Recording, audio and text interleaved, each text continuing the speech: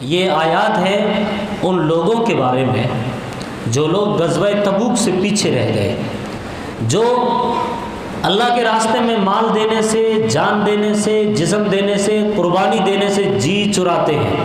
اور میں آپ کو ایک بڑے مزے کی بات بتاؤں، رمضان المبارک کا مہینہ اسی لیے آیا ہے کہ اللہ یہ چاہتا ہے کہ تمہارے وجود کے اندر، مسلمانوں کے ذہن و دماغ کے اندر، ان کے جسم کو مجاہدے کی عادت ہو جائے، مجاہدے کی عادت، قربانی کی عادت، جد و جہد کی عادت، جہاد کی عادت۔ جہاد وہ نفس سے ہو یا دشمن سے یا شیطان سے، کسی سے بھی ہو، جہاد کی، مجاہدے کی، جد و جہد کی، قربانی کی عادت پڑ جائے۔ اسی لیے آپ کو تھکا رہا ہے، سحری میں اٹھا رہا ہے، آپ دن بھر تھکتے ہیں، تھکے ہوئے ہیں، سحری افطاری کرتے ہیں، فوراً تھوڑی دیر کے بعد بھاگ کے آتے ہیں، گیس کی شکایتیں، بیماریوں کی شکایتیں، گھٹنوں کی شکایتیں، پتہ نہیں کیا کیا بیماریاں، پھر بھی آتے ہیں، تراویح میں کھڑے رہتے ہیں، تھکتے ہیں، اللہ کے لیے تھکتے ہیں۔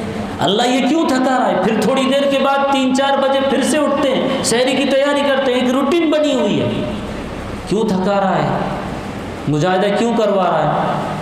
اللہ یہ چاہتا ہے کہ جس دن اس قوم کے اندر، اس امت کے اندر، ان مسلمانوں کے اندر وہ پھر سے جذبہ آ جائے گا مجاہدے والا، تو پھر سے یہ قوم اٹھے گی، سرخرو ہوگی، کامیاب ہوگی۔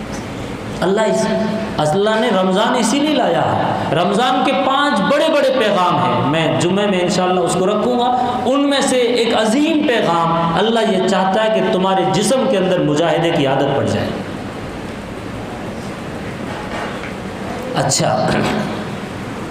جو بندہ جی چراتا ہے، بہت سارے دیکھ لیجیے آپ دنیا میں، اپنے ساتھیوں میں، اپنے رشتہ داروں میں نظر دوڑاؤ گے، وہ نمازی ہے، حاجی ہے، قاضی ہے، سب کچھ ہے، نماز پڑھتا ہے، تہجد تک پڑھتا ہے، تسبیح لے کے گھومتا ہے، لیکن جان کھپانے کا، مال کھپانے کا، اس قربانی کا جب نمبر آتا ہے تو جی چراتا ہے۔ اللہ نے قرآن کی زبان میں ایسے انسان کو مومن نہیں، منافق کہا ہے، منافق کہا ہے۔ یہ منافق ہوتا ہے جو اپنے مال کو، اپنے جان کو چراتا ہے، کتراتا ہے، پیشانی پر چندے والے کو دیکھ کر بل لاتا ہے، مدرسے والوں کو دیکھ کر جی چراتا ہے، پیشانی میں بل لاتا ہے، پیٹ پھیر لیتا ہے، نظریں پھیر لیتا ہے، کہیں مانگ نہ لے۔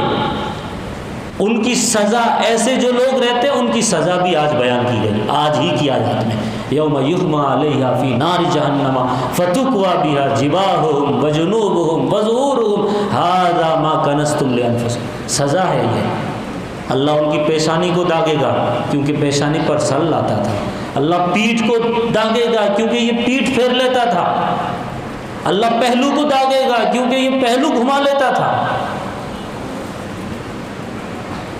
تو جو لوگ جی چراتے ہیں وہ منافق۔ آپ قرآن پاک کی آیت پڑھیے، ارأیت الذی یکذب بالدین فذلک الذی یدع الیتیم ولا یحض علی طعام المسکین۔